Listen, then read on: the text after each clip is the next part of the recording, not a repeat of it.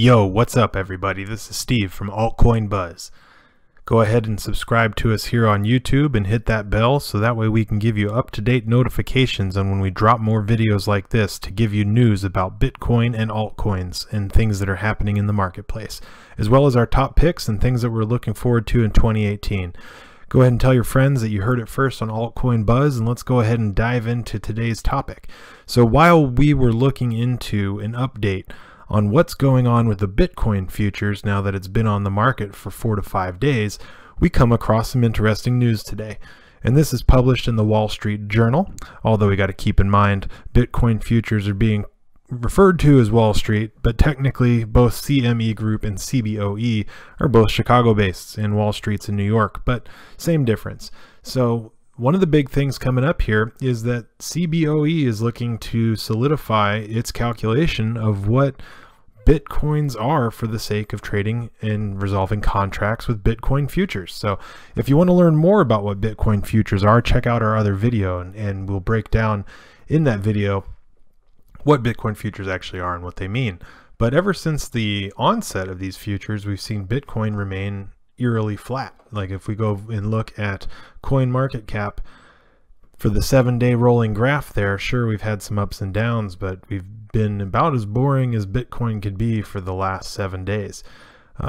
We've gone up to 17,000, we've gone down to 16,000, we've dropped down into, below 15,000, but it's just kind of remaining steady. That whole bull push that we were seeing is now being apparently diverted into the altcoins, which doesn't surprise us, because if you want to double your money, you have a better chance at jumping onto some of those strong and positive altcoins rather than waiting for Bitcoin to hit $33,000. Do the math.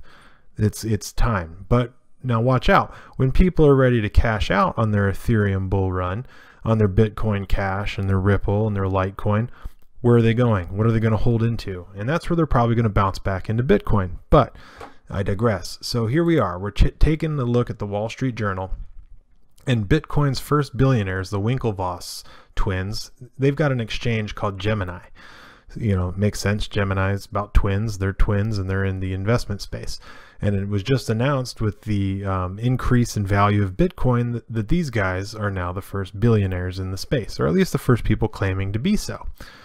So if we take a look, the big news is that they're teaming up with Cboe. Some might see that as a bad thing. Are they selling out? Do you think the Winklevoss brothers are trying to cash in on the fame, and are they selling out Bitcoin by partnering up with Cboe?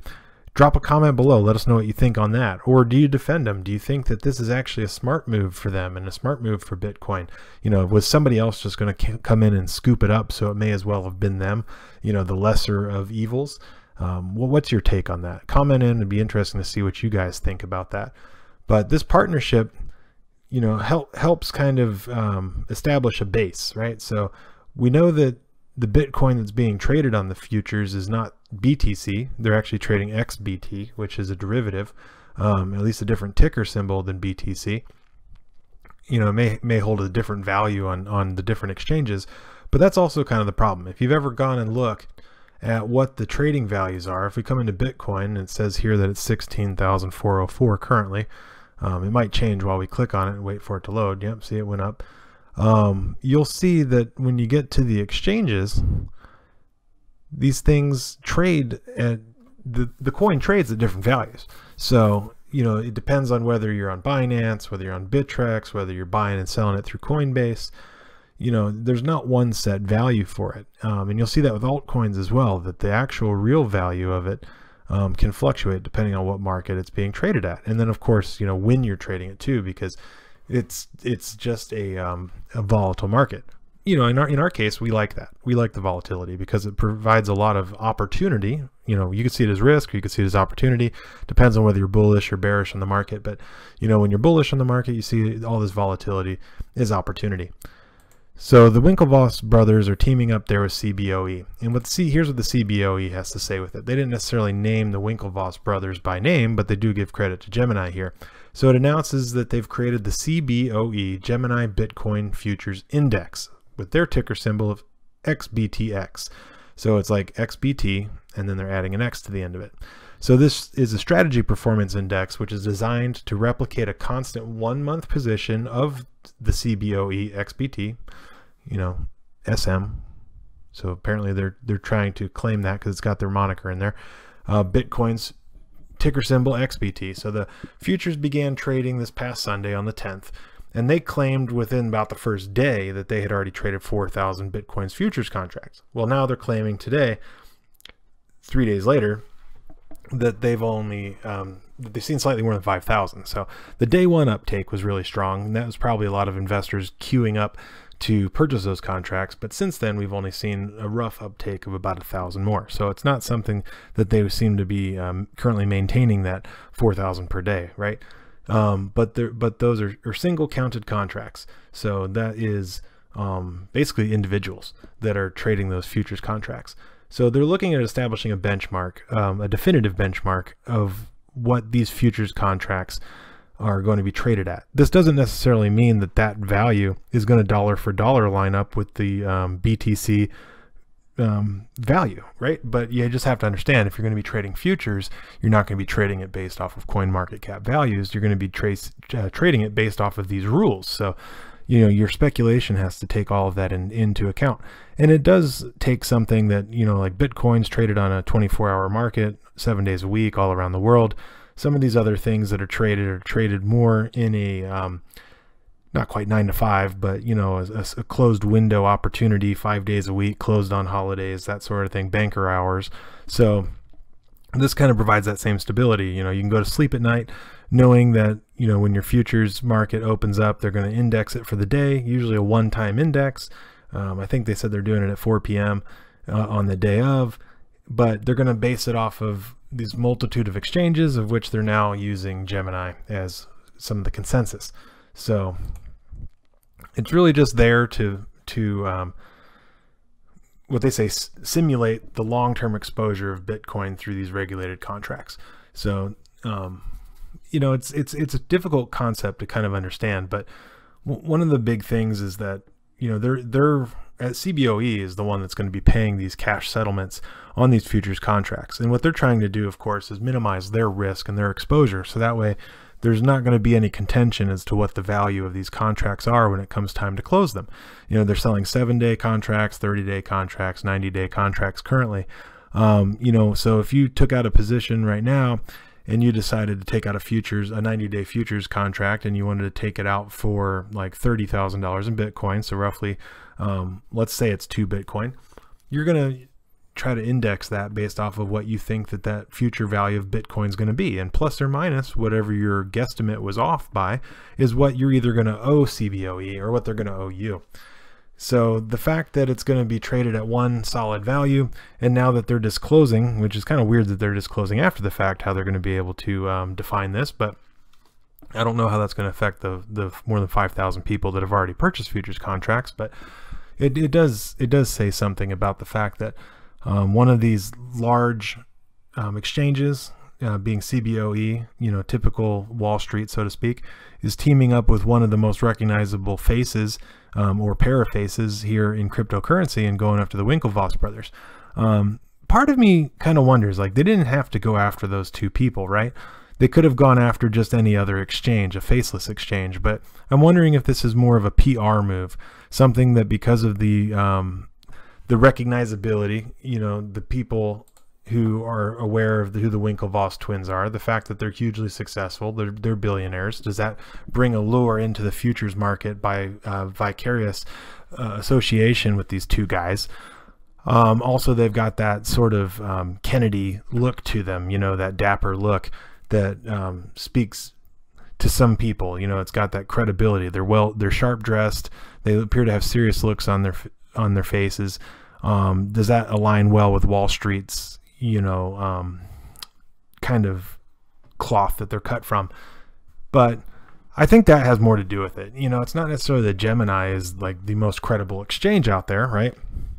But more so that I think that Cboe is making a power move. They're trying to align themselves with people who are both within and outside of the cryptocurrency space. From our perspective, we look at this and go, great, here they are, they're making contracts with the bad guys here. bad guys not being Winklevoss, but being potentially Cboe at this point. At least we're being contentious with them. We're waiting to play it out and see how this affects. They claim to be taming Bitcoin, and maybe they are. Maybe these last few days of a flat trading habit really is a sign of the fact that people don't like that eyes are being watched on their favorite Bitcoin. This might be time to move into privacy coins. Or maybe it's just time to stick it to the man and jump on the altcoins. We're really bullish on altcoins here, of course, being altcoin buzz.